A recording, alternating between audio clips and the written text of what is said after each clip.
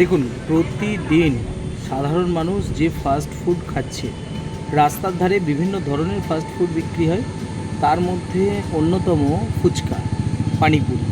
তো এই পানিপুরি বা ফুচকা যেভাবে বিক্রি করা হয়, যে জলটা সাধারণ মানুষ সেবন করে, তো এটা সবথেকে বিপজ্জনক ব্যাকটেরিয়া যুক্ত জল।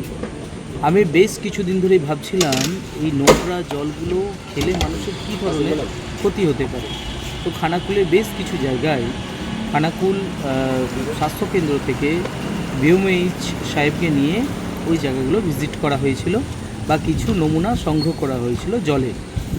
পানিপুরির যে জলটা দেওয়া হয়, টক জল, এটাকে এই নমুনা সংগ্রহ করা হয়েছিল।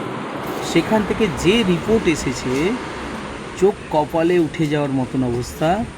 যে পরিমাণ ব্যাকটেরিয়া এখানে পাওয়া গেছে, এই ব্যাকটেরিয়া মানুষের শরীরে প্রবেশ করলে অটোমেটিক, আমি ডাক্তারবাবুদের সাথে কথা বলেছি, ওনারা একদম পরিষ্কারভাবে জানিয়েছেন যে প্রথম পেট জ্বালা তো হবেই, সেকেন্ড হচ্ছে ইউরিনের সমস্যা হবে, প্রস্রাবের সমস্যা হবে, আর কিডনিগুলোও নষ্ট হবে, সেই সঙ্গে লিভারটাও যাবে। তো তাই বলছি, যারা এই ধরনের পানিপুরি বিক্রি করেন, বিক্রেতা খুবই গরিব মানুষ, ঠিক আছে, কিন্তু এদের দিকে বিশেষভাবে নজর দেওয়া প্রয়োজন আছে। একটা নির্দিষ্ট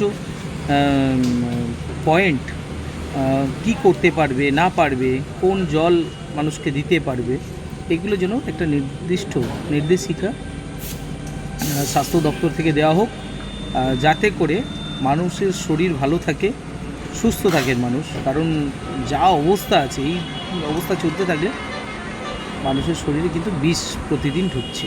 এটা কখনোই উচিত নয়। আর কেউ যদি এটা ইচ্ছাকৃতভাবে করে থাকে, তার উপযুক্ত শাস্তির প্রয়োজন আছে।